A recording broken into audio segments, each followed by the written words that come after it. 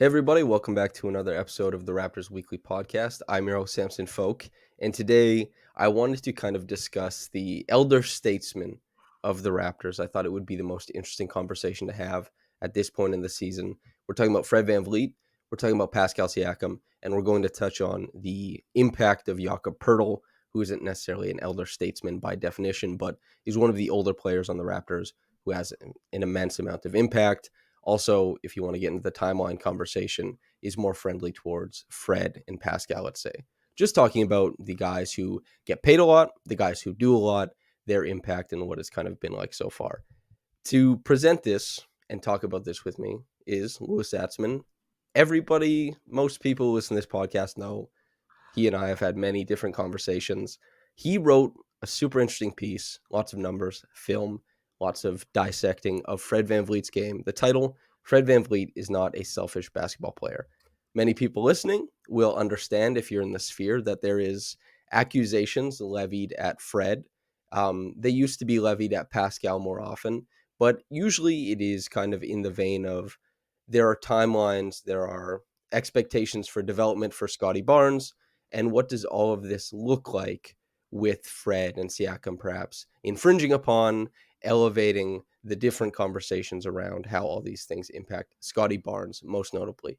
This creates a situation where fans argue, analysts argue, people have takes, and Louis and I cover this team quite intimately. We know a lot about it. We live and breathe these Raptors. We talk to the guys. We watch their games. We rewatch their games. We try and contextualize the statistics. We do film work.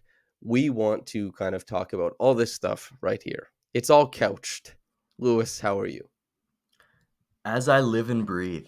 Intimately, very sensual way to Sure. describe our role. Intimately. I'm doing wonderfully, man. I'm doing wonderfully. So glad to finally get this conversation on the road. We've been talking about this pod for a while. I forced you to turn the mic on because I said we were burning content. So let's use that content. Let's We'll start. create. What's the opposite of burning? Let's We don't do pile that content. content. Can I actually You quick little hate thing? that word. I hate that term because you know what? AI creates content. It's not AI, intimate. AI is coming for our jobs. There's also aggregators. There's also all types of people who steal work, who don't really create things, who just kind of like copy and paste stuff. That's content. We do work. Work is valuable. Labor is valuable. End of story. I won't get into it deeper. That's like a 3-hour conversation for me. The people closest to me in my life have been cudgeled with it Yeah, I've had this conversation. a few too many times. So, Fred VanVleet, selfish or not selfish? Let's lay it out like that. Louis, is he a selfish player? Tell me. No, so, I went into a huge amount of information in the piece. Basically, the upshot, the TLDR is no, he's just a point guard. Point guards dominate the ball. Like the NBA is an enormously point guard driven league. Point guards have huge usage rates, really long touch times, lots of touches, lots of shots.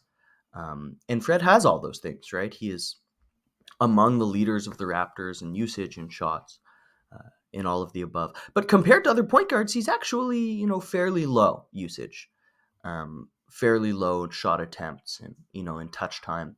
But compared to Kyle Lowry, he is high. So I think Raptors fans have been spoiled. We spent a really long time with an era-defining point guard who did point guard stuff exquisitely without requiring point guard usage. And so that, I think, has spoiled the water for VanVleet in many ways. And so he's not selfish at all. He's just a point guard. I talked a lot about shooting. I did not talk a lot about passing, which is what I was hoping we might discuss this very day as I live and breathe. So, just for the listeners, if you have the numbers, at least like in the piece or offhand, if it's up to date now that the piece is a week or so old now, kind of what are you presenting as why is he like other point guards? Touch time, shot attempts, passes, all this kind of stuff. What are you seeing there? Yeah, so I don't have the numbers on me immediately. Wish I did. So the big thing is that point guards frequently dominate the ball for huge swaths of a possession. They bring the ball up, which is, if you read Ben Dowsett's awesome ESPN piece, can take many, many seconds. And then they often hold it. Well, plays develop around them, right? If you're running floppy, for example, just, play off the top of my head, the point guard's just holding the ball. Well, one guy's running baseline, choosing, Mhm. a screen side to take. And then he's going to make a choice. And very often, and I can't emphasize this enough, very often the choice that an excellent point guard will make is to say, you know what, this play's not working for me. I'm just going to do it myself. Yeah. That is extremely common for point guards. Zero pass possessions are not necessarily a bad thing. Now, in the context of the Raptors, zero pass possessions generally are a bad thing because Fred VanVleet's, true shooting percentage is fairly low compared to point guards. It's not the absolute worst, but it's below average. And I think that is another qualm. But just missing shots doesn't make you selfish, right? That's a quibble with results, not with process. Okay, Um, so just to go back to your piece that you wrote at this time, this is you about a have the week number. and a half ago for anybody listening. And so eighth in touches per game in the league. Okay, Mhm. 41st in shots per game. Among starting point guards, though, his touch time, 24th. Average dribbles Yeah. per touch, 23rd. This might have changed on the margins, but as far as placing him in a group, you're still talking about lower as far as a guy hanging on to the ball, as far as a guy not passing it, as far as a guy doing too much with the ball at times, there's not that much going on there. He's lower end. And so that's the statistic to kind of couch this in. You brought up Kyle Yeah. Lowry, and this is, being spoiled the water that Fred currently swims and lives in, let's say. We have to contend with, as you said, an era defining point guard in Kyle Lowry, the master of flow. Yeah. Fred VanVleet, that is probably where people diverge, right? And some Yep. people vocalize it as like selfishness. Some people vocalize it as like he's not a good enough creator to drive an offense. There are certain things he doesn't generate easily, something like that. I'd lean probably more towards the latter, although not fully stepping into that bucket. But what is the main thing that you're seeing as far as the difference between those two and how that impacts how he's seen currently? I think there's a big issue with Toronto's offense in general. Hmm. Um, Players do not run through cuts. Part of that is they don't have movement shooters. And so if you're going to catch an attack, you have to be going 60% speed. Because if you're going 100% speed and you catch, you can't do anything with it unless you're Malik Monk or Steph Curry or Buddy Hield, And the Raptors don't have those guys. Even Gary Trent, who's an exquisite shooter, he chops he slows down on the catch, right? Yep. And that's the Raptors don't have guys who go full speed in cuts. Particularly because they play a lot of power forwards who are not shooting at all, let alone on the move. And so a lot of that really negatively impacts the guy who's holding the ball and sort of making the choices because the play, instead of taking 5 seconds to develop around him, will take 8 seconds. And that's quite bad. That means the guy ends up with a lot of grenades. Fred is high in the league, not top in the league, but in the upper quadrant for late clock passes. A lot of that is because he's not the best scorer himself. But part of that is also because Toronto's plays just take longer to develop, right? So we're seeing him hurt by context as much as he is being hurt by individual limitations. So, would you say that the Raptors offense, or actually, tell me if you agree, that the Raptors offense, how they achieve things is more so beating guys at the point of attack, drawing help defense with on the ball reps. Whereas that is, I think, far different than how a lot of teams shape make a defense shape shift and move and respond to off ball actions that because of with shooting and cutting, most importantly, those two things coupled together create decisions and breakdowns for other teams. And that also affects how teams are able to run actions on the strong side of the floor as well. The Raptors don't really do that. And that means that the burden for creation on the Raptors is higher than most other teams in the NBA. And everybody on the team sees the negative effects of this. But Fred is the one who is discussed as being a larger part of that. Is That's he? Yeah, yeah, go ahead.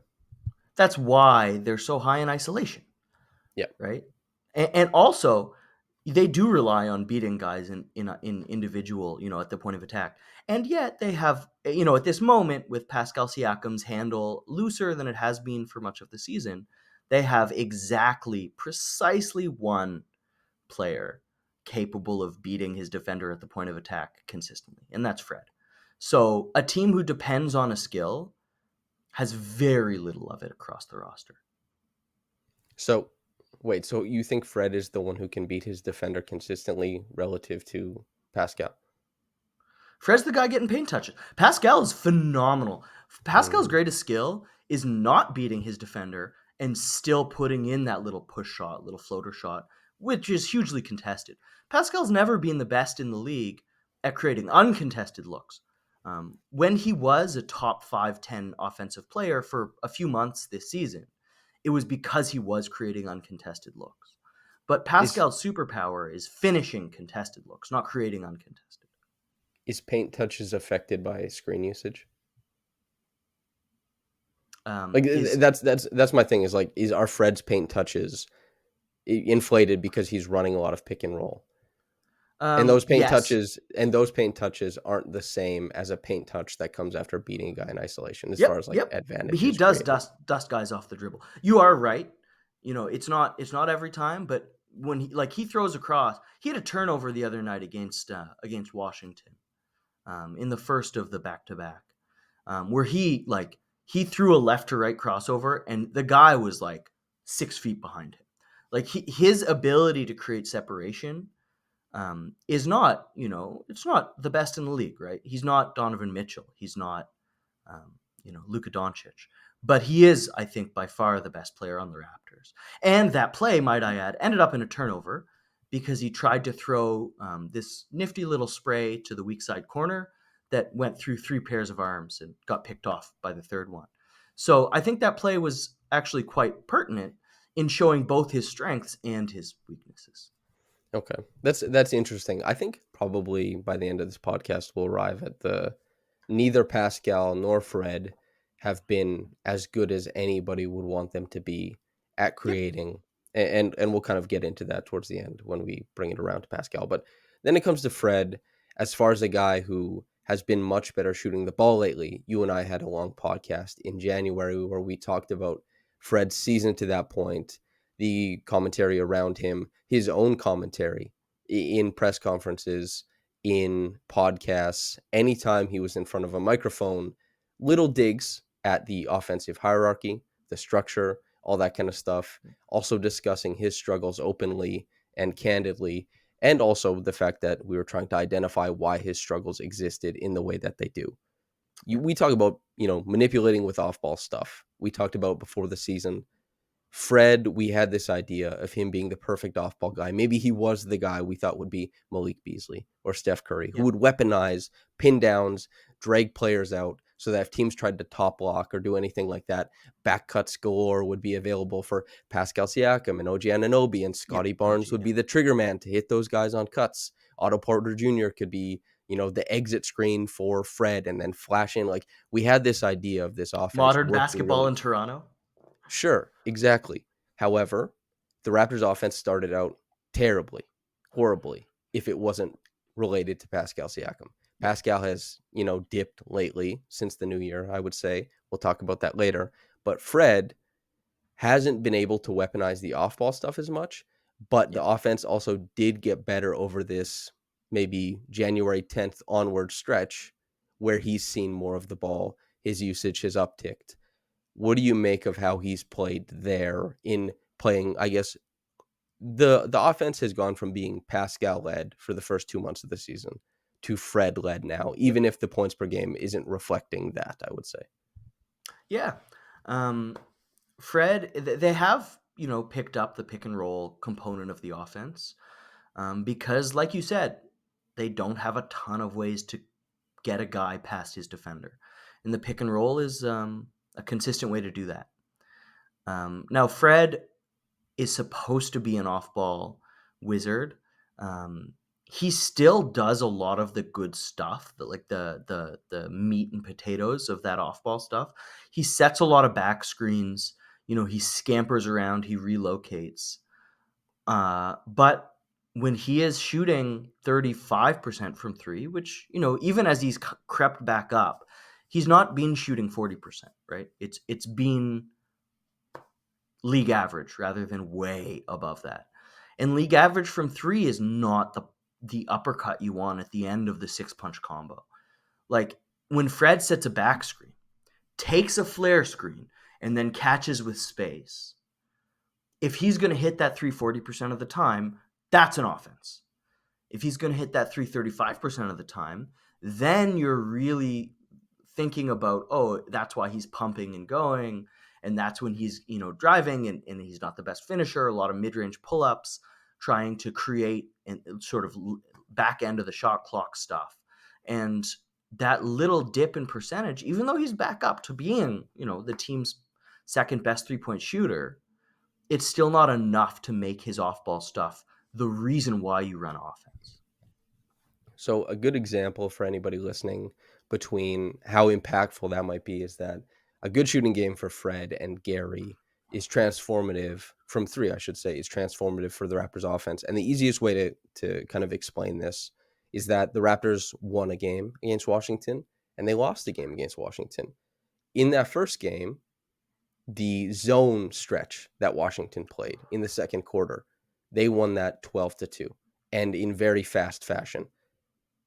Running those disguised flare screens where they're hiding. Well, there's a soon-to-be screener hanging out in the paint who's going to sprint to set a flare screen on the top of the zone, and Gary's going to run off the flare and hit a three, and that's one of the Raptors' most rudimentary and dependable ways to bust a zone. It didn't work, and the Raptors, they couldn't even pass into the middle of the paint because the Wizards were squeezing into the middle. They didn't have the shooting to extend the zone so they could kind of fiddle around on the inside. None of that stuff went properly. And on top of that, you move on to game two, where the Raptors win a stretch against the zone in the second quarter, 9-2, where Fred is existing on the baseline. They flash middle, Jakob, I believe, which brought a guy shading over. And then, I think it was Scotty who flashed middle. Jakob sets a pin down for Fred, and Fred hits, a pin down against that top part of the zone, and Fred hits a three against the zone. And then they win that stretch 9-2. That stuff is really transformative, and shot making is what drives the NBA. With Pascal Siakam, it's shot making in the mid-range and the short mid-range. Same with Scotty Barnes. With OG Anunoby, it's getting all the way to the rim if he can with his dribble, hitting his corner threes. And Gary Trent Jr., it's his relocation threes, the threes that come out of set actions, and also being able to put the ball on the ground and get to 10, 12 feet as well for push shots.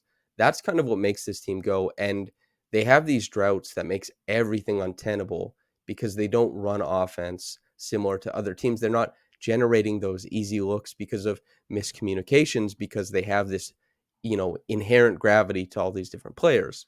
It's been tough. They've survived these shooting droughts largely, as you said, by running more pick and roll. Let's talk about, decidedly, we'll talk a little bit more about flow at the back end.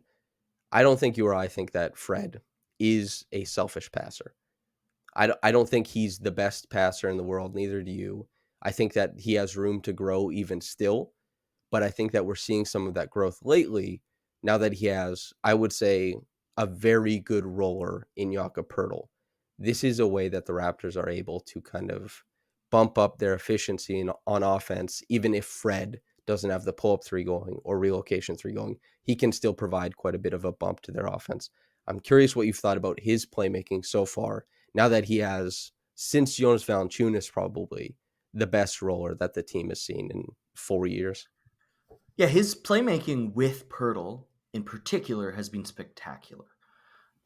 He's thrown a lot of really nice short roll passes that lead the guy to the rim, something that we haven't seen with the Raptors since Kyle. Kyle used to do that all the time. That sort of blitz immediately just throws this, looks like a Hail Mary pass, but ends up, running his center to the rim for a layup. Fred's thrown some of those to Poeltl. He's thrown really nice pocket passes in the pick and roll that he bounces right into the pocket for layups. Or for Poeltl, usually like a pump fake, then a layup. He's can I just say this?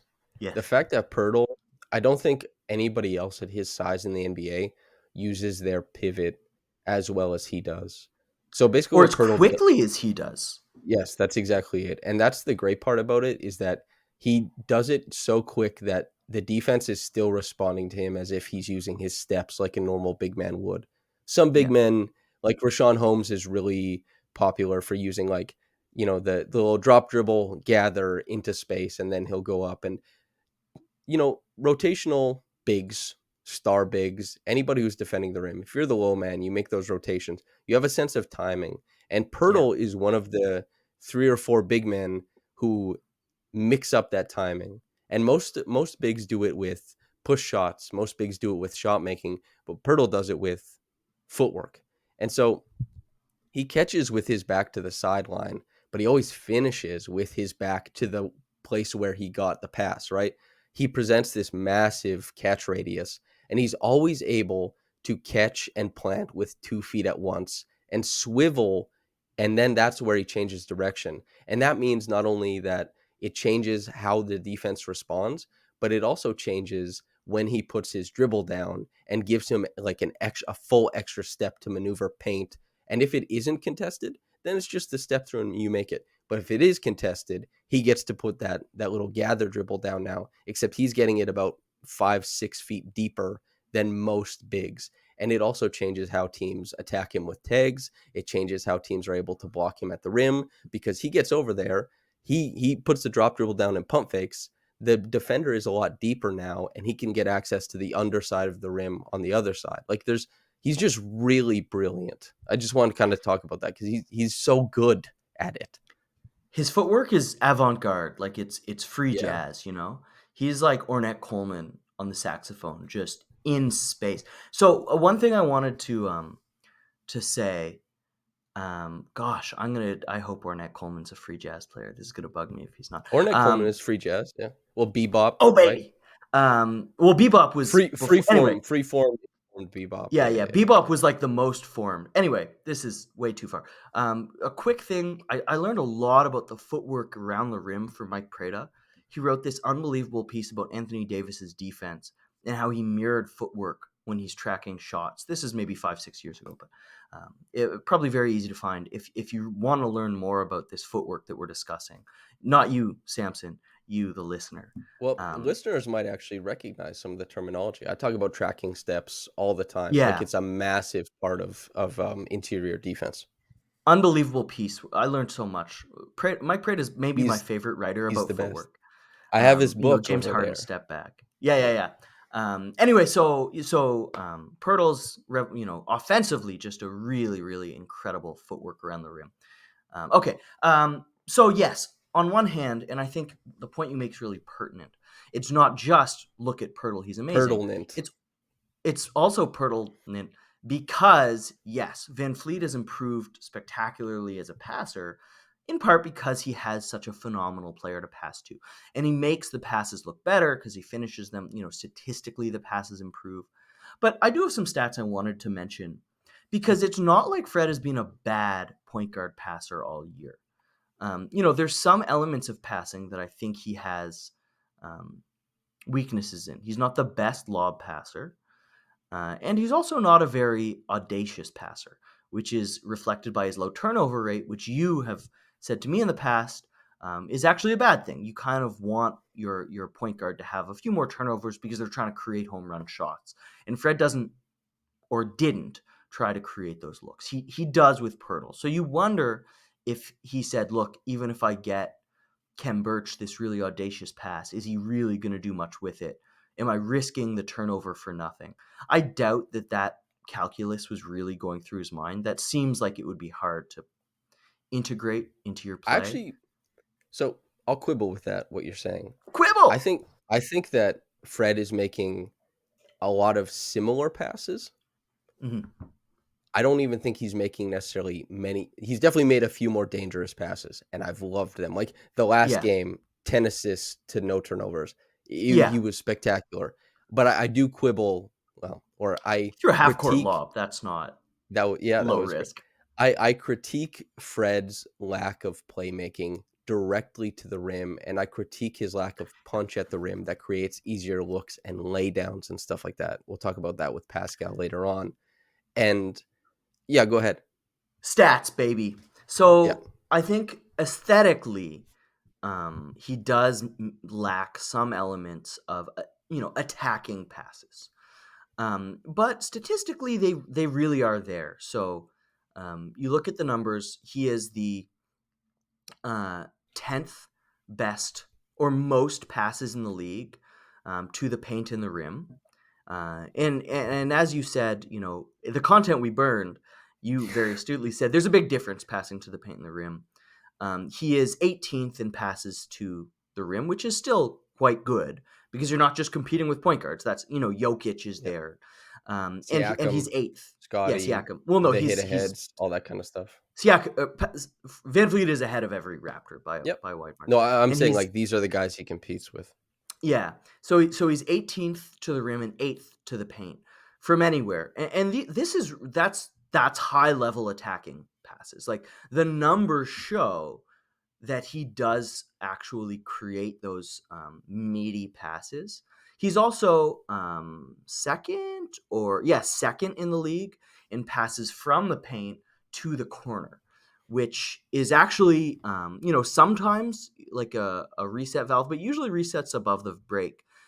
That's a really high level pass too in general. And the other guys around him I want to add: Luka Doncic, Jalen Brunson, Giannis Antetokounmpo, Ja Morant, Damian Lillard, Domantas Sabonis. Like these are the best passers in the league. With a couple guys missing, of course, but it's not like that's a list of extraordinary passers that he's on. So he's yes, he is better at creating threes than he is layups, and unfortunately, he's on a team of real poor 3-point shooters. So that passing, I think, excellent though it is not optimized on the team. But I do think that you underrate his ability to create in the paint as well. So I'm going to bring this back around, kind of what I was talking about with the home run thing.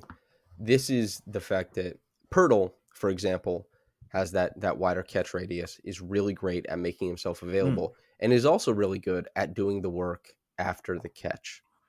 This is the kind of stuff that Fred, being a careful passer, and I think Yeah. despite you've presented numbers that there's more attacking passes, but I think you agree that he is somebody who wants to Yeah. limit he Yep. wants to make sure it's a sure thing.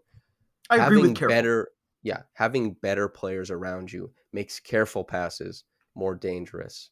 And some of those more careful passes, those more careful reads to Jakob Poeltl are infinitely going to return an infinite amount more of punch and points per possession than lesser finishers, lesser rollers. So the careful aspect of Fred's game receives a huge boost with Poeltl coming in and running a lot of pick and rolls with him. Yeah. Additionally, in the Raptors offense, a pass to the corner is not necessarily, well, actually, for the Raptors, is a lower value play than in a lot of other contexts, and does not move the chain a lot. That's the tough aspect of the context he's currently in. If he played on the Celtics, for example, who they're dotting shooters all around the court, and also shooters who carry advantage and kind of pump and move, and the ball goes elsewhere, hockey assists, etc., that would be far more valuable.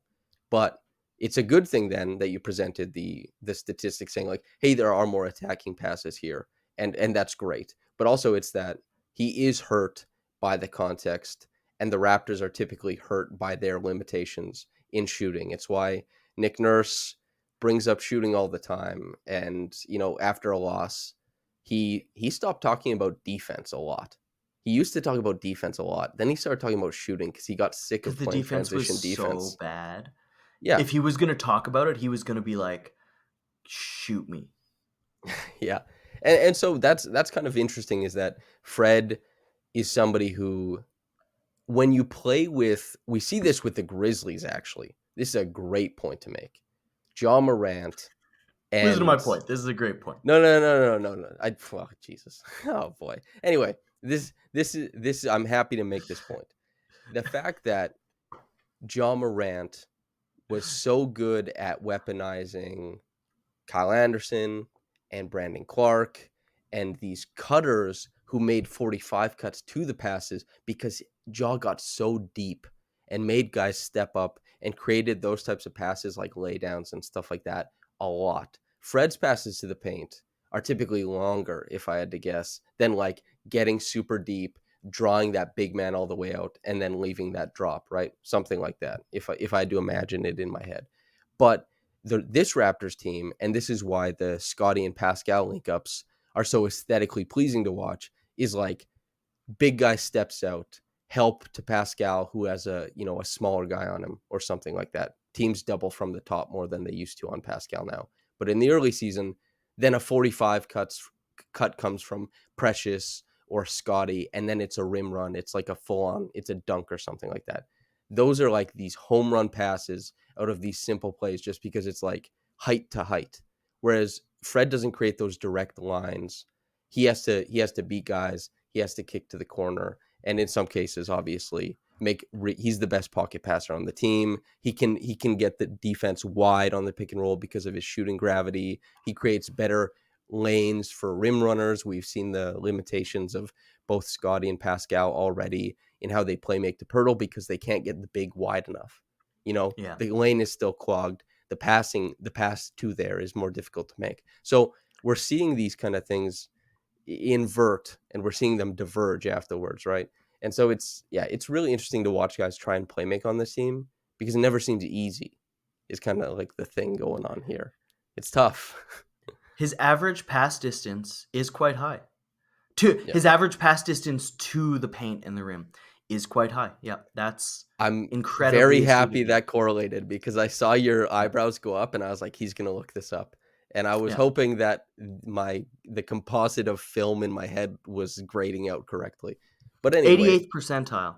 I should add, most of the high volume passers to the paint have quite high average pass distances. hey, what's The Pascal's?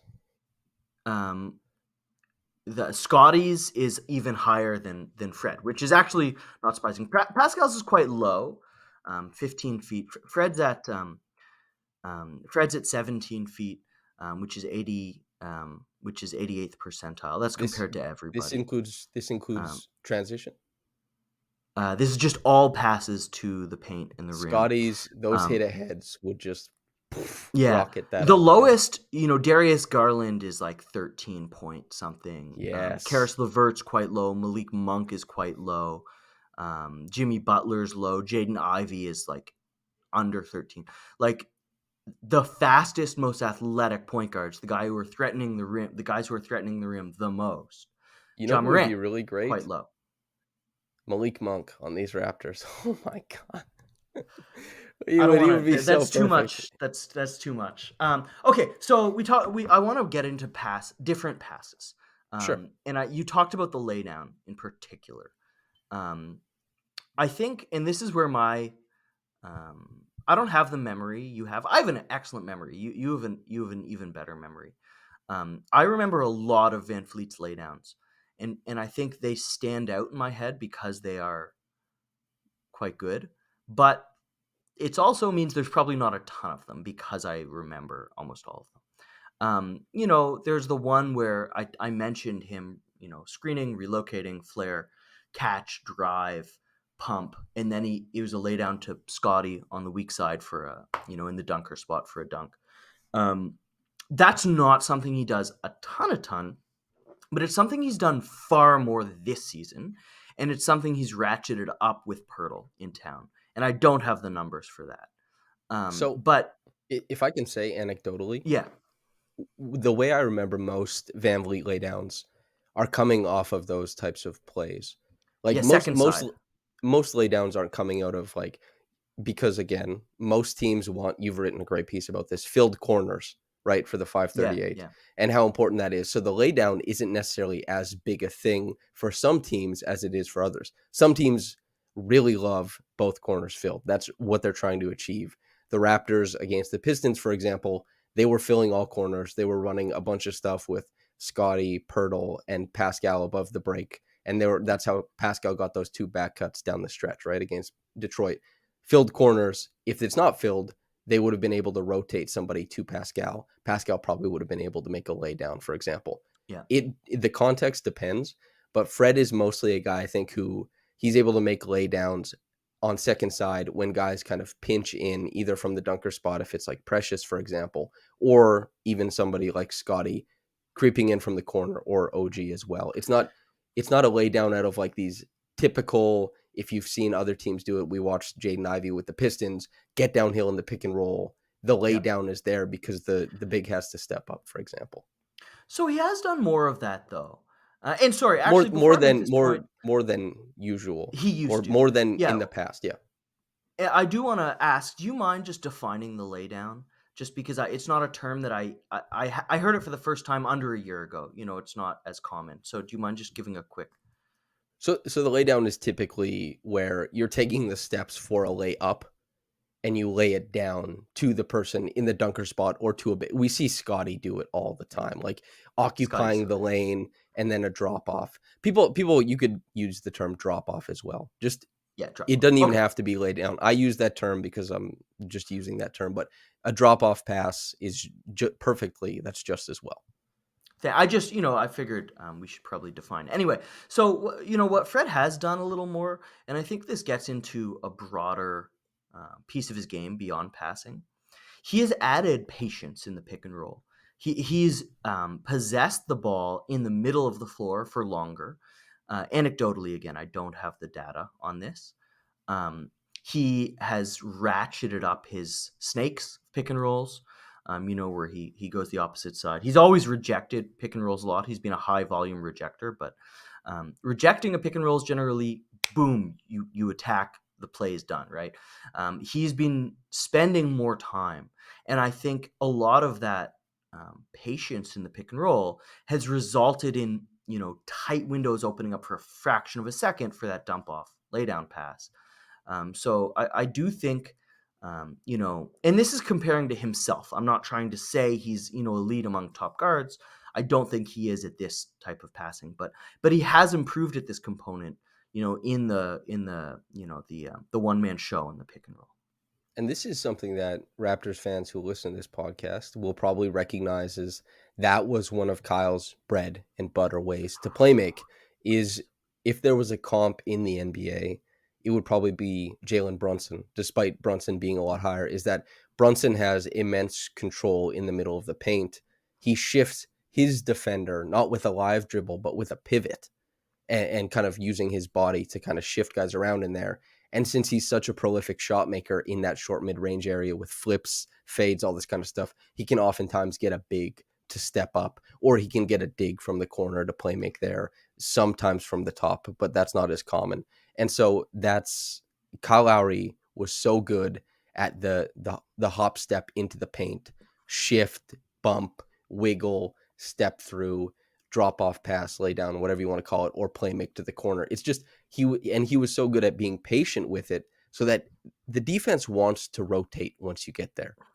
And sometimes you have to wait for that rotation to, rotate to completion so that your advantage can fully come there. The quickest decision is not always the best decision. I think Scotty Barnes has like a preternatural inherent ability to kind of weight himself into the best decisions, for example. Like as far Yeah, as passing talent goes, Scotty is top dog on the roster. And so that's one of the something best that, in the league, just pure passing yes, talent. just Yeah, incredible. And so Fred, given his size, the fact that those shots have never really been part of his shot profile, and that he also is shorter with a shorter wingspan, the windows get tighter to try and yeah. escape those pockets. So it's probably good that he doesn't play make that way, but it's also, the longer passes, speaking to, we're trying to stay within more of his advantages, I suppose. And so that's kind of where I want to finish the Fred conversation, is like, what can we expect as far as advantages? What can we expect as far as him helping to lift this offense? And do you think that how high do you think he can take it? eh, any higher than it is currently? I don't think he can lift a team to a top 10 Yeah. offense. Yeah. Um, And that's, I mean, if when he's going through his berserk shooting phase, which he has done Yes, for months at a time, maybe then he can creep towards it, but it's not through the playmaking. And I just want to, when we talk about advantages, I know that you and I both have a lot of skepticism for all-in-one metrics, but there's some that are, that offer value. EPM by Dunks and Threes I like probably the EPM. best one, and it has Fred over 90th percentile offensively in the league. And I would ask, when we talk about advantages created, we're not peeking beneath the hood. Obviously, we don't know math like that. But I would like to wonder where that number's coming from. It's not the shooting, right? His shooting has been league average on tough shots. It's not the finishing. He's below league average at finishing. And it's not the on-offs. His on-offs are good, not great. He's offensively, Scotty is better on offs. Pascal, obviously. Um, and his assist on offs, I should add, are good. The Raptors have more assists, they create more assist points, but they pale in comparison to the league's best. Um, so why? What element of his game is driving his offensive value? And I really do think it is. It's not it is the meat of his assists, I think, that have been one of the most valuable components of his offensive game this season. It's probably the control aspect of it, right? That Fred is a steady Freddy. He is a steadier hand for the offense than most anybody else. Like Pascal, for the first couple months, the Raptors just put all the eggs were in that basket. He did tremendously with it. He created the highest value of looks. He did a fantastic job. The team, at least when he first started out on that torrid stretch, was shooting decently from deep. By the time he got back, that had kind of evaporated. They've been trending upwards now. Well, they've just been doing little peaks and valleys since then, but it's been better than it was, at least like in November, for example. But this is a team that, when it comes to Fred, we can use that example of the zone defense. The Raptors having 3 turnovers in like 3 minutes is really, really bad. Turnovers, there's a reason why the Raptors as a team, as a whole, obsess about the possession differential and the how much more likely you are to win if you meet this differential. And while the Raptors kind of reverse engineering it, gamifying it in that way, means that they're not as good as many other teams that achieve a similar differential, because they're actually aiming for it. It's not a byproduct of how they play. There's diminishing returns there, but Fred taking such good care of the ball is meaningful, especially since so much of the Raptors' possessions devolve into isolation anyway. The fact that he's Yeah. not turning the ball over in the front part of like the first half of the shot clock, that is meaningful. And the fact that he's out there with his gravity in addition to that, because he still has gravity. The percentages have dipped, yes, but the gravity is still there. Those are the passive things about his presence out there. It doesn't have to be attacking. It doesn't have to be all this kind of stuff. That helps. But that also speaks to how limited the team is, that is as big an impact as it is currently, I think. Yeah. He's in a contextually helpful situation for his, metric impact, just because no one does what he does. But to answer your question more specifically, um, what advantages are his, most uh, advantageous? Um, I do think his ability to get past his primary defender, whether in pick and roll or in isolation, is extremely helpful. His control over the game, delivering the ball where it needs to go, his play calling, his point guardery. He is a good point guard, man. He even though the Raptors aren't getting great offense, it's way worse without him. So I do think even if his scoring isn't overpowering, even if he's not hitting home run passes like Doncic, for example, he does enough with what he has that he's able to create advantages. Maybe the advantages aren't a mile long, right? Maybe his advantages are just small, but he creates small advantages, and that's something that the Raptors need a whole lot of. So it seems like you can identify by the numbers and contextualizing them that the aggressive anti-Fred stance of, that like he may tank offense, he hurts other players, this kind of stuff. I think we wave that away just immediately. But It's nonsense. as far as the kernels of truth in that, what do you identify as correct in the critique of flow, advantage creation, and home run passes, let's say? Yeah, I mean he's not a dominant scoring point guard, and lead guards are supposed to be, right? Like lead guards are supposed to be Ja Morant, guys who are able to at any moment get a good look, and if you try to stop that, then you're opening up everything else. And Fred can't do that, and so that is a limitation, right? Most good teams in the league, most playoff teams have a lead guard who is able to just whenever they want get a good look. Mm-hmm. I think so. That's a criticism, right? That's a reasonable criticism. I don't think it's something that is a fair ask of Fred because he's never shown the ability to do that. He's also only But paid no one, $20 million a year. yeah, and no one on the Raptors can do that. So Let's someone has to. So I think that's a fair criticism. I think the defense is a fair criticism. At the point of attack, he's still has great hands. His defense on Bradley Beal though in that second game was like that was he, old Fred. he found it, and the Raptors also like the help side principles and the digs from the strong side, super big deal. And the recovery after the fact is like Yep. Fred is so good when he has help or as help because of those hands.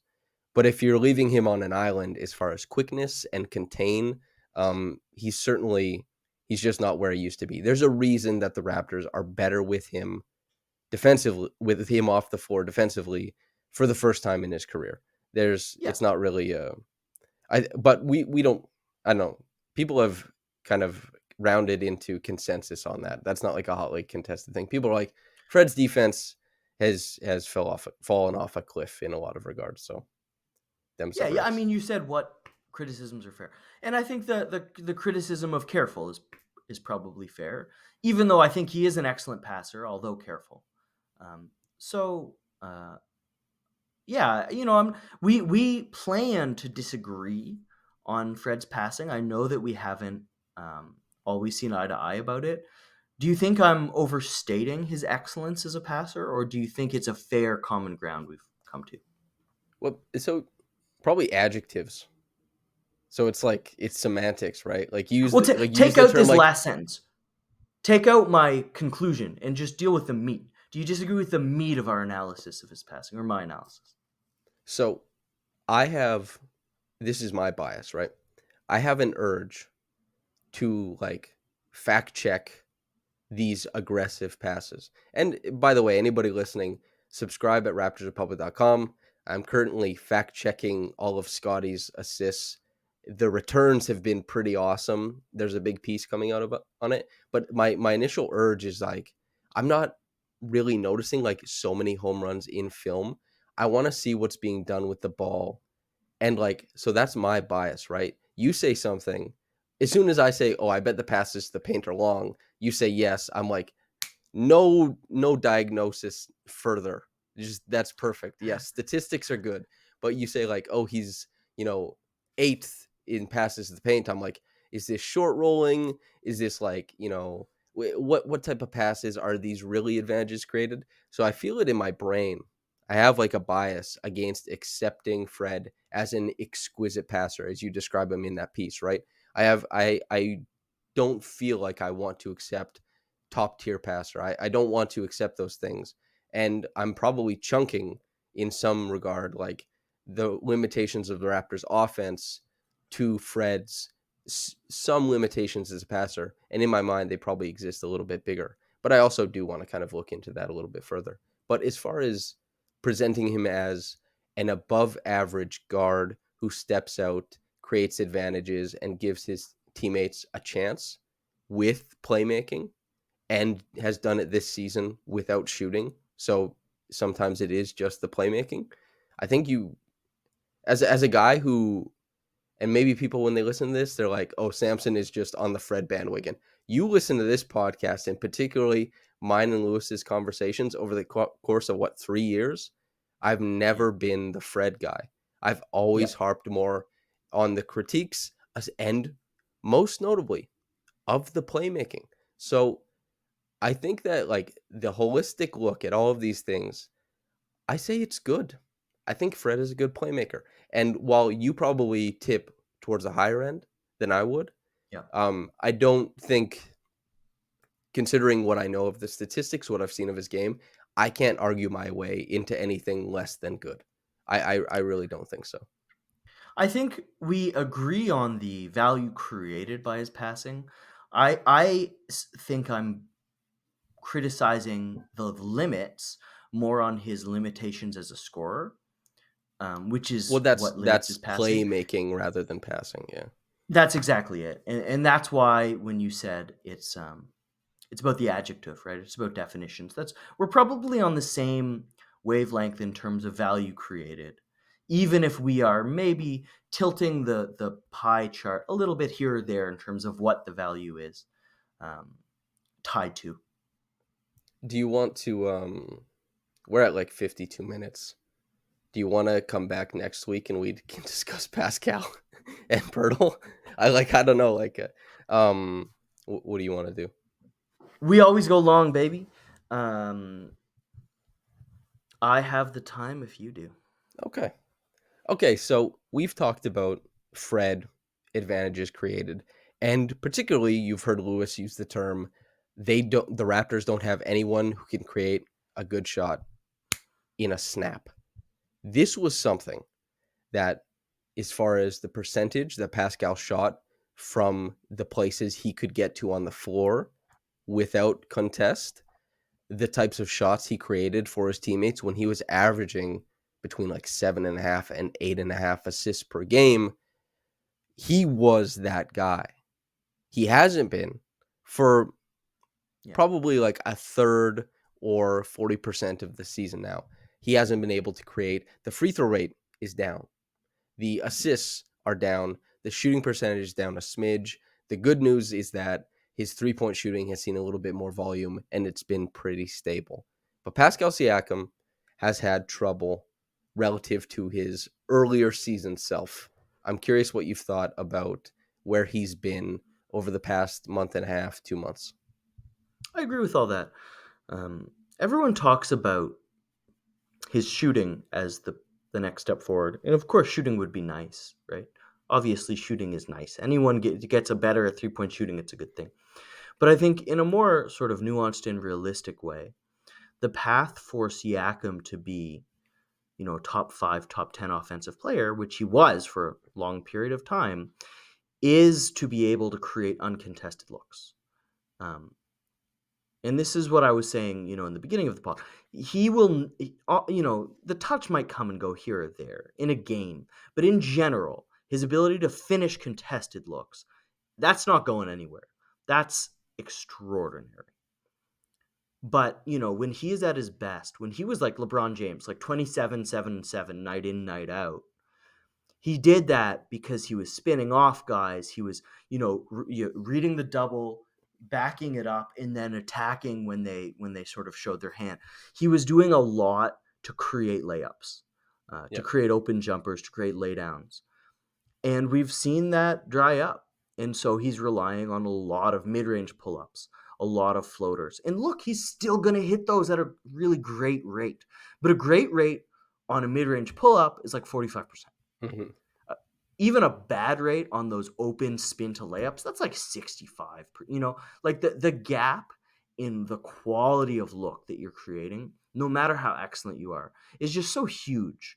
And I think he was dusting dudes with his handle, with his legs, and he can't shake his. I asked him in the beginning of the year, I forget the question, but he said something like, "I don't even look at the primary defender. I'm watching Yeah. the secondary." And he's not doing that anymore. He's looking at the He's primary looking defender. now. Yeah. Yeah. So he's still excellent. And I really want to like the offense is still he is the biggest determinant of the offense. He has been a more valuable and more important offensive player than Fred VanVleet for a while. I don't think that's really in debate. So when I'm comparing them, it's sort of tiered because the Raptors need a lot more from Siakam. Um, but he hasn't been what he was. Yeah. Shot quality is so important in the NBA because, this is why I think in big games, there is like throughout the whole game, you have to focus on shot quality. But then at the end of games, it's not really about shot quality. It's about No. you're not Shot going to making. get a good shot. It's shot making. This is how, Kobe, it became like a myth, right? Hagiography and that kind of stuff. And even against the numbers, right? Because anecdotes stick in our heads so much. And the guys who can make tough shots are more well equipped down the stretch, even if their statistical profile is significantly less ideal than other players. They may be more well equipped. Giannis Antetokounmpo is not the Bucks Yeah. closer, right? He's going to create havoc. He's going to create so many opportunities for his teammates, and he may very well be the guy who does end up closing out the game because he could get that rebound and put it back. He could dive to the rim, Yeah. absolutely demolish it. He, in a closeout finals game, could create so much havoc that he goes to the line 19 times and he makes 17 of them. Finals MVP. It's like 50 points. What a game. Oh my God. But Pascal is a guy who he's like existing in the middle right now.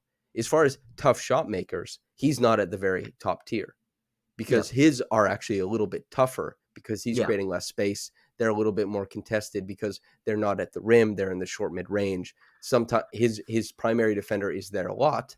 Sometimes secondary defenders are there as well. And I actually think so. And also, he isn't like a sexy shot profile guy. When he got most improved player, he was a sexy shot profile guy. He was 63% true shooting. Everything was at the rim. He hit his corner threes. He shot, 37% from downtown. Everything was good. On the off game where they actually let him kind of cook, he had lesser defenders on him and he was burning guys in space. You and I sat on Blake's couch and watched him against the Nets, the second game of the season, and we kind of looked at each other a few times as like the way Pascal is beating dudes seems insane. Like it Yeah. looked like these guys weren't in the same league as him. And that just isn't the case anymore. And that's why the free throw rate has taken a nosedive. That's why he's created less valuable shots for teammates. And that's why he's not creating layups anymore. And that's why he's taking more off balance, mid range, and stuff like that. The control isn't the same, and the burst isn't the same. And the touch is more or less similar.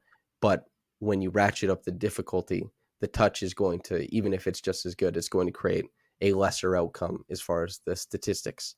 And that being said, like you said, he's still immensely important and still an overwhelmingly positive player for the Raptors. But what do you see for the rest of the season? Like, do you expect it to be static to now? Are you expecting him to figure things out? Is there a possibility that his handle and Poeltl, like it maybe not even necessarily handle, but just kind of playmaking with Poeltl, being smarter about the way he's playmaking because there's been a lot of gaffes lately, quite honestly. What do you expect the rest of the season to look like as the Raptors make their push? When he can pick his spots, I think his legs are there. When he can say, Fred's cooking, I'm catching on the second side, and the defense is in rotation, whatever. The dude's just still unbelievably dominant. But the Raptors are so reliant on him, and they're offering him virtually nothing. You said our end of season podcast last year. It still is one of my absolute favorite podcasting lines. Whereas, like, we need everything from you, Pascal. He was like, well, what can you give me? And they're like, we can give you the ball. Yeah. I love that. And that's still true. And I think as long as that remains true, I don't think his legs or his handle are going to bounce back to where they were at the start of the year. I think he doesn't have enough rest. He's playing too many minutes to be able to have a usage rate of 34% and be consistently dusting dudes. He's not that guy over the course of 2,500 minutes in a season. I don't know if anyone's that dude in Well, 2023 because he plays the most comparable. minutes in the league. But probably the most important thing I wrote about this, and I think January, is that Pascal, when he's not feeling it, doesn't get to rest on the Yeah, jumper that many players who kind of are in his bubble of impact, pay, all this kind of stuff, usage. He can't rely on the three that it's created by somebody else. It comes to his hand and it rests in it. His, what was it, 8 games in a row of 25 plus per game every single game. When he was the release valve and he hit those threes, that's what did it. Was that like Pascal was keeping those scoring numbers up by hitting threes. It's not as natural to his game and it's not as easy. And certainly as far as the pull up, this is stuff he's working on, no doubt about it. But as far as other stars who he's just as good as, there are other stars in the league who Pascal is just as good as, but when they're tired, when they're gassed, they have an easier counter to go to because all of Pascal's counters are pretty difficult if it's him on ball. work. He does stuff. He gets after it on the offensive glass. He cuts more than other stars do. He does early work. He does lots of stuff like that other stars won't, and he supplements his impact that way. But it still isn't the same thing. It's still work, and that's what his game I, looks like right now. I wrote that about Giannis Antetokounmpo for the Bucks in my Mm-hmm. this dude's an MVP for the Bucks. The dude doesn't get to not work. When you can't hit threes, Yep. and when you have the ball in your hands 100 times a game, Giannis gets fouled more than anyone else in the league. Like, the dude is taking outrageous contact. And Pascal has the same game where everything he's going to get, he's going to claw for. Nothing comes easy for him right now. And the difference is when Giannis is too just beat up and his legs aren't there on an individual play, he can just give the ball to Drew Holiday. The Raptors don't have a Drew Holiday right now. And the team takes the form of Pascal. There's a reason why they're technologically like still in the 19th century trying to fight wars against automatic weaponry when they're breech loading Was that muskets. France rode in with horses and swords against muskets? Was that France? A lot of countries did that. France definitely did that in the Franco-Prussian War. Prussia had no, way too much, too far. Let's talk about your master's degree. Yeah, my master's thesis. Yeah. Anyway, so Pascal is the form, the platonic form of the team, and there's nothing easy for him, and there's nothing easy for the Raptors. Okay. We've talked, and by the way, I'm going to say out loud, as far as we're painting the picture of Fred for like 45 minutes. The painting was pretty positive, and and we came away talking about limitations, and the painting was positive, but the closing remarks weren't as positive as kind of what we painted. Probably, I would say, with Pascal, the closing remarks are going to sound much more positive than what we've painted. We're talking about his limitations because he's being compared to stars. So I know people, you hear you're fans of players, all this kind of stuff. I do want to say this stuff because I don't like when the tone of the conversation is seen as maybe more severe or worse than it is. Louis and I were just trying to figure this stuff out. Pascal is still extremely good. He's an all-star. If he plays really well to finish the season, there may very well be an all-NBA position for him, but we'll see about that. The Raptors probably have to be top 6. He has to be really, really great. That stuff probably isn't a tremendous likelihood. You said they don't have anything easy, but the game comes easy to this team to the tune of 30 points per 100 possessions better. Just like mammoth numbers. Unbelievable The estimated extra wins that Jakob Poeltl adds to a team currently per cleaning the glass, 57. Okay, this guy since joining the Raptors, small Like sample size 57 theater, extra? Like 57 they're extra they're wins. more than 82 wins. Well, Like they're the winning 90 difference games in the season. 82, because if you win by 30 points per 100 possessions and this guy Yeah, plays like you're winning 28 80 games. minutes, you're winning a lot, provided that you don't lose 8-minute stretches by 26 points or just have these outrageous, disastrous affairs going on. And so Poeltl has made things way easier for the Raptors. Yeah. I kind of just want to have your thoughts on Poeltl, because you and I have been kind of kicking around the idea of podcasting for a couple weeks now. We haven't even talked about Poeltl yet. So I want to know your thoughts. The Raptors had a hole in the defense, a huge Yeah. Poeltl-sized hole. And it turns out when you put a Poeltl into a Poeltl-sized hole, things look so much cleaner. And I think the way I sort of described this in a piece that I thought was the best way I could understand it.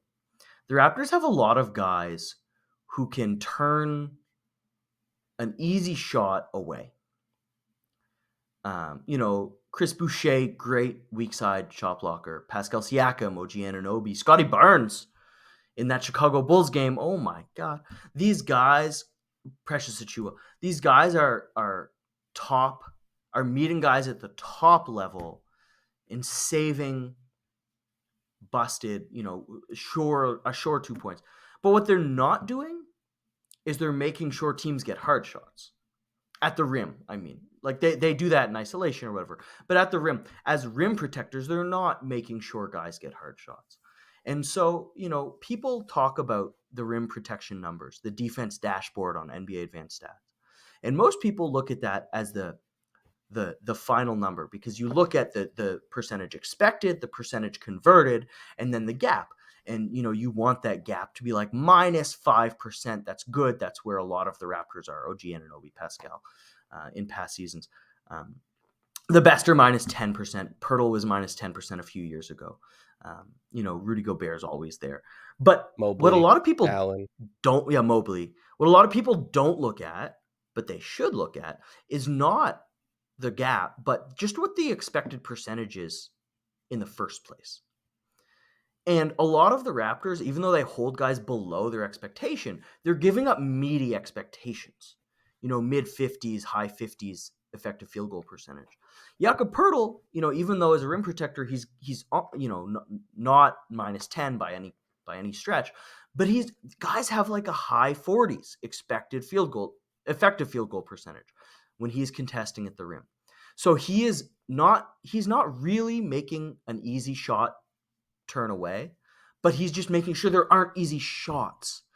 He's huge. It's a lot harder to get deep into the paint. He's meeting them higher. Yeah. He's making sure they don't get deeper. And that is like, the Raptors have not had that. Precious Achiuwa, for all his abilities, guys get all the way to the rim when he's the rim protector. And no matter how good you are, if you're all the way at the rim, that's tough to stop. And so, defensively, he's just, oh my God. God.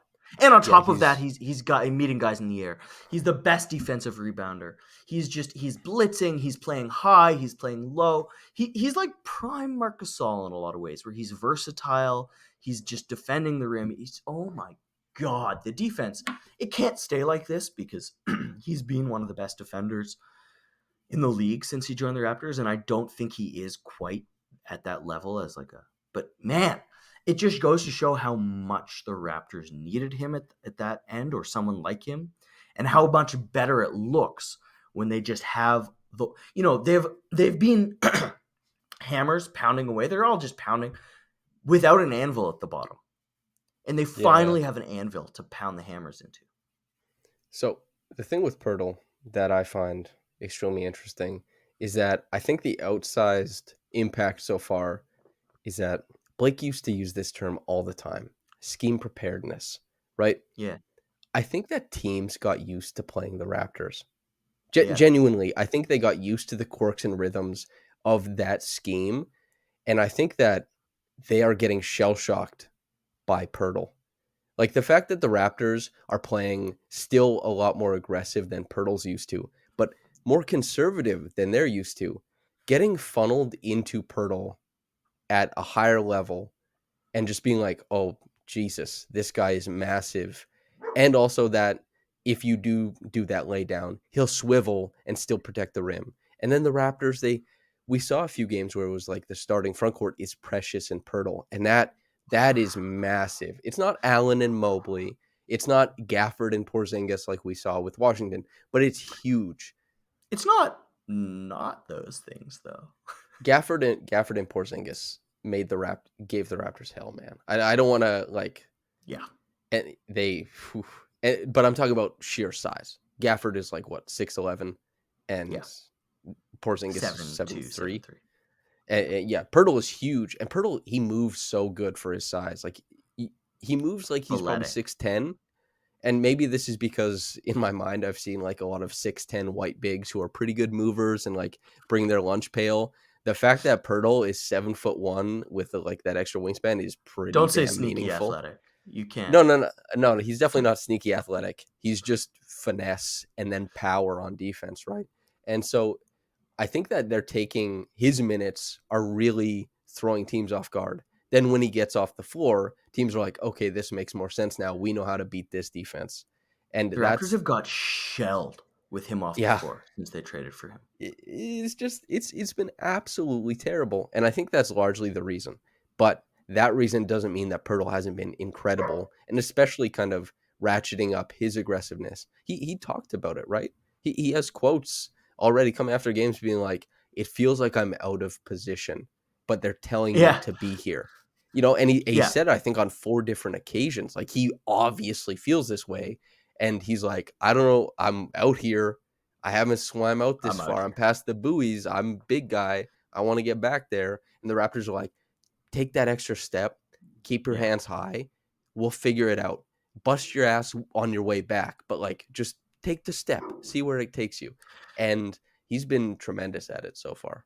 Do you remember the ghost defender thing that Zach Lowe wrote about that the Raptors had? This is like almost a decade ago at this point. This was for Grantland. It's about like the tracking data that the Raptors used, where they had the ghost defenders and where defenders were supposed to be, and LeBron James was like better than the 100th percentile data point. Anyway, Jakob Poeltl is the ghost defender that's better than the 100th percentile data point for the Raptors. Like he, as a ghost defender, Ghost in the Poeltl shell. Wow, Danny Chow would be proud, man. Yeah. So yeah, Poeltl is not an at the level defender. He has never been. And he came to Toronto. The Raptors said, look, I'm sorry, but no one can survive our scheme. This is a desert. You don't get to play the way you want to play. You have to play the way the ghost defenders envision. And he's been so good at the level. He's been crazy good at the level. It's preposterous. I've just been so happy. And so people remember, if they watched it or listened to it, my initial response to the trade, similar to the Thad trade, I was like, okay, we'll see. This seems like a lot given the circumstance. Yeah. And your reaction to the Thad trade was like, good player, get him in here, Yep. right? You had the same response to the Poeltl trade, I assume. Mm-hmm. And here I Big was, time. little nerdy boy, talking about protections. And I don't care about picks. Sure. Right. And so my analysis initially was like, I don't know if the Raptors will be good enough to justify this decision. Now, that still could end up true, but Poeltl has just been perfect. Like you as far as this is the interesting part about Poeltl is like, what is his future with the Raptors? He has to sign for the Raptors to make anything look good. And what type of team are the Raptors building? It may like the conversation in the summer is so interesting for what the Raptors try and reshape this team into. But forget about how good they might be this season. They're going to get a shot at it in the summer. And this is where I think I was like, since Poeltl has been so much better than I initially thought, better than basically anybody would have said he'd be in this stretch. Nobody would have guessed this. He's been so good, and he's done things that I didn't really expect defensively. That seems like he'll have a longer stretch here and a more successful stretch here. Um, the Raptors might not be as good as they want to be this year. I think that could be true, but they, I think, safely have found a center for the next 3-4 years. And that's a Yeah. really big deal. That's huge. You almost never pick someone at the quality of Poeltl, no matter how many years of development you get. And when I say almost never, if you're not including the top 6 picks, because it's a top 6 pick, you like maybe 5 times in franchise history do you pick a guy who becomes this good. It's crazy. And when I say I don't care about picks, I understand picks matter for a team. I'm not a general manager. You said this at the live podcast. What I care about, I have to write like 60 game stories a year. And those picks cannot be the focus. I'm writing about what's going on the court, and Jakob Poeltl makes that more interesting, more fun, makes my job easier, better. Picks don't. Players do. Yeah. So the quick thing is that this is boring. Some people will like that I say this because they're thinking about the future and they are thinking more about Scotty's Fans can timeline. care about that. Yeah. So the big thing is, right, is that Poeltl is going to cost money. Fred, everybody's going to cost money. This team is going to be, depending on how they restructure in the summer, extremely expensive. Now, what the pick does is that if that pick does hit, not only Cheap. is it good, but it's Cheap. inexpensive. I hate that this is so important to the sport, to team building, but that is the side of the people who are like, I'm not sure, because not only is there like the talent aspect, but there's the financial aspect of it too. That's what makes Excess this value. right. Every And champion has so excess value. in like Klay Thompson they just won a championship with Klay Thompson making $38 million and shooting like 34% from the field and scoring 11 points per game. Where was that extra value coming from? The fact that Steph is worth about 180 million instead of 42, and Draymond Green is worth X amount, and Jordan And Poole is Kevon rookie Looney and contract. Jordan Poole. Yeah. There was a Yes. lot of excess value on that team. And so the Raptors, everybody, and good for them because they deserve it, but everybody that is contributing on the short-term future of the Raptors will be paid handsomely. And they'll all be good, but they will be paid handsomely. That's the team building aspect. I have an This is an offensive. ethical team. This is ethical team building. Yeah, they're paying guys what they're worth. I have an offensive point about Poeltl. I also do think the Raptors care about. They overpay. They overpay their guys, right? Ken Birch got paid more than he was going to. Fred got underpaid. They do more than OG got underpaid. I mean, not underpaid. They overpay based on the market at the time, not based on what they end up being worth. Ken Birch, Kyle Lowry, a lot of guys get more than they would on an open market. It doesn't matter. Okay, I have a point about Jakob Poeltl's offensive. No one in NBA history has ever averaged 15 points a game while shooting 75% from the field. And Poeltl is doing that since he joined the Raptors. Yeah, since he joined the Raptors. Yeah. That's crazy. No one. Wilt Chamberlain. No one. Why? Mitchell Robinson.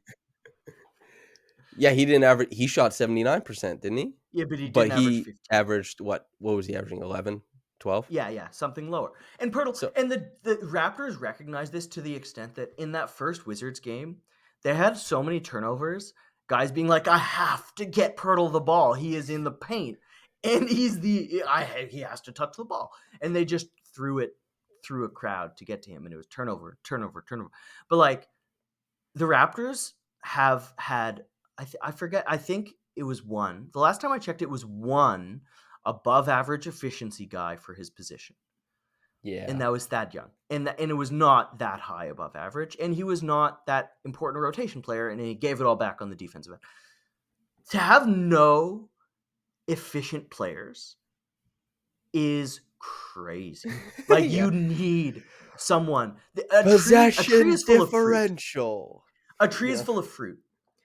And if you're only eating the apples at the tippy top of the tree, you might go hungry if your only food is apples. tell us the term. Tell us the term for an animal who changes the landscape. Jakob is a lodestone player. A There are lodestone creatures player. there are creatures who change the ecosystem within which they exist. Wolves are an example, the Yellowstone National Park. Hippos are one because they stop forest fires. They stamp out fires from miles away. They'll run to stamp out a fire. Elephants because they trample grass, and so they keep the savannas. There's lodestones. Not a lot. There's lodestones. Jakob changes the context of the offensive ecosystem. Defensively too, but we're on the offensive side. In that they have someone who's going to be efficient, who's going to eat the apples from the bottom of the tree. And they're going to eat enough apples now. If you had told me right as the trade happened that Jakob Poeltl, not only are the Raptors going to be like 25 points better on defense, or I guess actually it's probably closer to 30 points better on defense with him Yeah. on the floor, but he'd score 15 points a game. He would have 2 steals and 2 blocks a game. He would shoot 76% from the field, So and stupid. he would make teams miss more, he would help them rebound, he would still help them turn teams over. He would do everything, and he would do it at hyper efficiency. I would have shut my mouth and just been like, wow, the Raptors want to trade those Spurs. I understand why they traded away a guy. They're going a different direction, but what a steal. If Poeltl, Yeah. regardless of the context of the team, if he does this for even 80 games or something, and then the rest is underwhelming, he gives the Raptors a shot at a lot of wins. Like a lot of Yeah. wins. I And they want got to to win a be lot next clear. year. When we say Siakam is the most valuable player on the team, that is assuming Poeltl is not this for 80 games. Because if Poeltl is this for 80 games, I can't stress this enough, that is an MVP Yeah. value level. Like he's not going to win MVP at 16 points a game, but the value at which he is offering a team is equivalent to Nikola Jokic. Like nobody can do this for 80 games. It's just Yeah. not a thing. And this won't happen. And since most of the work is being done on defense, it's super noisy. And even when things happen on offense, usually there's creation. So you don't want to call it noisy because it's so much hard Yeah. work. And defense is probably a little bit noisier because you control less of it. Like Yeah, guys you miss can or hit. it's you control offense just being on that guy, but you can't control, and you can control the ball, but you can't control how an offense attacks your defense. But yeah, if Poeltl was like, I'm the most efficient player who's ever played, and while my offensive statistics are meager relative to other MVP players, they also don't change the defense from being the worst defense of all time to the best defense of all time, both by extraordinary measures. It's like Yeah. the player they've had so far has been just unbelievable, and I hope that he can even be within this realm, not in terms of impact, but just in terms of what he's doing currently. If he can play with this energy, if he can help stop shots, if he can clean up the boards, and if he can finish on offense, man. And probably with the summer, I expect the coaching staff to be more mindful of what he's able to do as a passer too. Yeah. There's just Yeah. I'm very happy that Pirtle's on the team. I'm He glad. he had a Pascal had a UCLA cut that very few passers would have tried to feed it to him, but the corners were filled and he got it to him. That was a dunk. And then later Pascal was overplayed and he had a back cut and they had the same play and it was a dunk. And Piece of that one cake. was a little less audacious. But it's like, look, you shave away a lot of the stupidity of how good he's been. Like maybe instead of 76%, it's 60% from the field. Normal center. Maybe instead of 2 blocks, 2 steals, it's like a block and a half and like half a steal. You could cut away a lot and you're still looking at a guy who changes the framework of the Raptors' expectations of this core.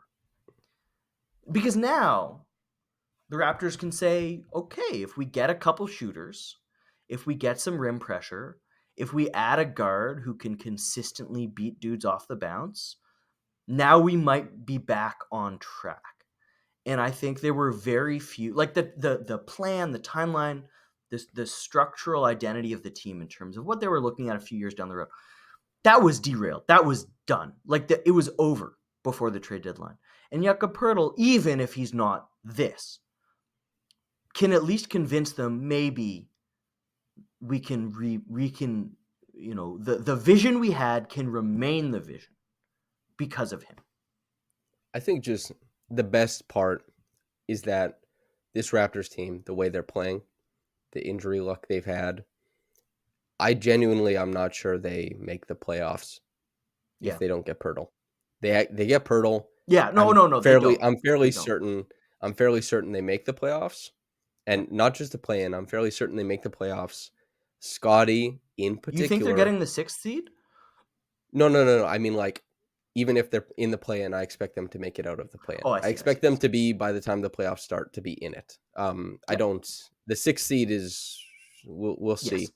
Some stuff has to happen. They have to play really good. Mikal Bridges has got to cool it. Or even when he was cooking, the Nets were still losing, so he can get numbers. They just gotta. Stuff has to go wrong, basically, for other teams and for the Raptors. But not only does he do that, but I think he's objectively a very good center in the NBA. And he not only will allow them to get playoff minutes and touches for guys who need them, who it's important. Even though I think it is more important for Scotty that, like, he was injured, man. That first play, his first playoff possession where he gets a ball, he backed Tyrese Maxey in from the 3-point line and was like, Joel Embiid, rotate to the rim or I'm dunking it.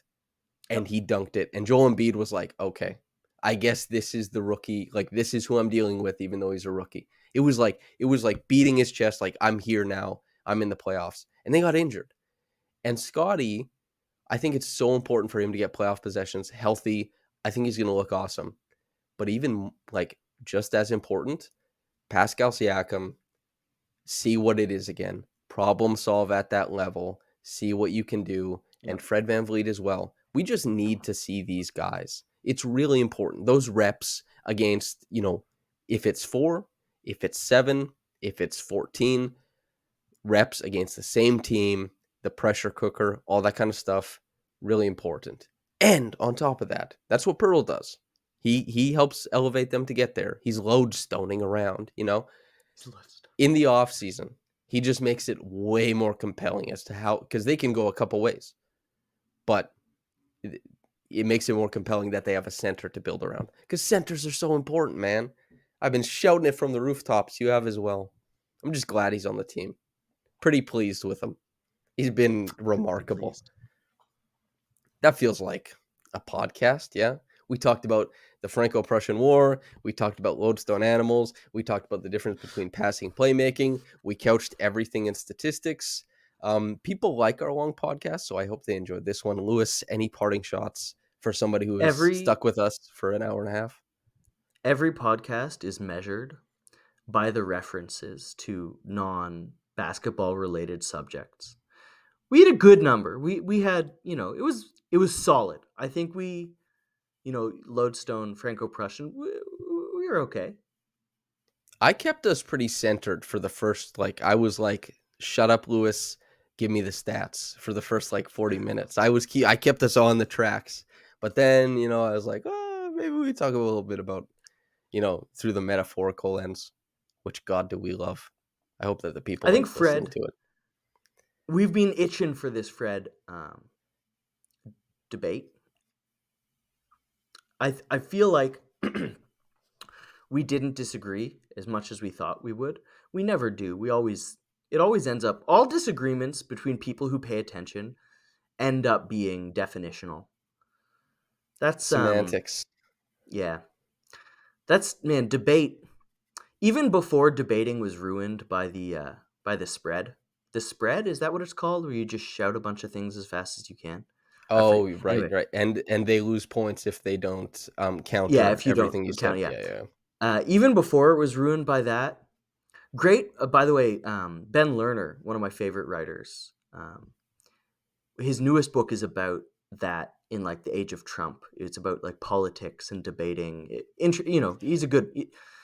His first book's way better. Leaving the Atoka Station. Anyway, but even before debating was ruined by that, it's ruined anyway by just being about definitions. Whoever wins the definitions wins the debate. And I think a lot of our conversations come down to that. But what I value about discussing these things with you is we're not trying to win. And this is something I despise about conversations on the internet, is everyone's trying to win. And these podcasts, you say, that's a podcast. What I enjoy about talking through this, we're out here for the knowledge. Our own, I learned so much from talking for 90 minutes with you. And I'm not trying to be right or be wrong about Fred, right? I'm just trying to get to the core of what we're discussing here. Well, yeah, probably the most important thing is that if you and I are analysts and our opinions and the work we put in to kind of learn about this is valued, not everybody values it. Some people certainly don't value what we say. But for the people who do, it isn't, and the people who value those types of conversations, I think it's important that stretching yourself in the conversation and the things you say en route to your inevitable agreement or decision that you disagree semantically, it's the path there, right? It's that in your attempt to carve out the conversation is where you present all of the interesting things to say. Like I understand people, and especially people really enjoy. That's why statistics are so popular, right? It's like you can provide this like absolute hammer, just boom, this is the point that's to be made. I can make it, and I can it's very cathartic to be right when someone else is wrong, and that's why people don't like to be right about the easy things. You're just as right. Go be right about something that's really simple. Hey, grass grew on my lawn. Isn't that cool? I'm so right about that. It's like, no, I need the opposition. I need to overcome.